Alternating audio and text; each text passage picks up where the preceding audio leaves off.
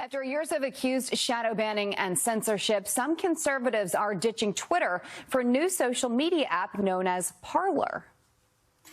You've got a lot of people that are being censored, and a lot of people that just want to join a community where they can actually discuss without worrying. I mean, the reality is they're acting more like publications rather than a community forum.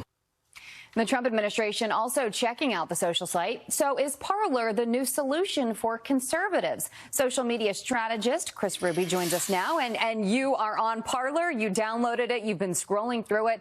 What have you seen so far? And do you think this is a good idea for conservatives? I think it's a great idea for conservatives. I've been saying on the show for a while now that something has to be done here, right? Because you have too many influencers to the far right that are all being censored, removed off of Twitter entirely. So Trump's campaign, him actually looking into this and taking a stand and saying, I'm taking this seriously, I'm going to look at Parler and see if this works for me, is saying, this is important.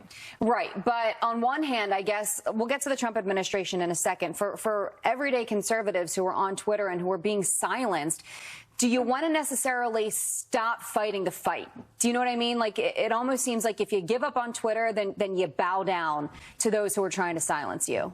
Oh, so do you know what I'm saying? So I think there's a few, I definitely know what you're saying. I think there's a few different ways we can go here, right? Yeah. So I think one is that new companies can emerge, like what Parler is doing, to fight the fight. So I think that's a good thing. The other is obviously that government can step in and start regulating these platforms and this massive monopoly. We only have a few companies right now, you know, the big three. They're really controlling the information for the public. They are. So what do you think about the Trump administration? If the president were to sign up for Parler, do you think this would help him or hurt him?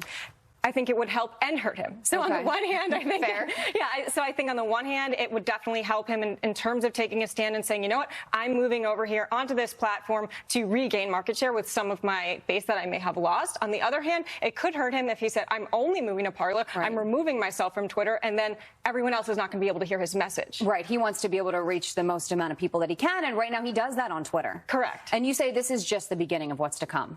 Of course. I do think it's the beginning. I think we have a long way to go here. And I think that Twitter is the public square. All these companies are. And you really need to change the way that we're doing this with the monopoly. Yeah, it's pretty interesting. Certainly changing the conversation. Chris Ruby, thank you. Appreciate it.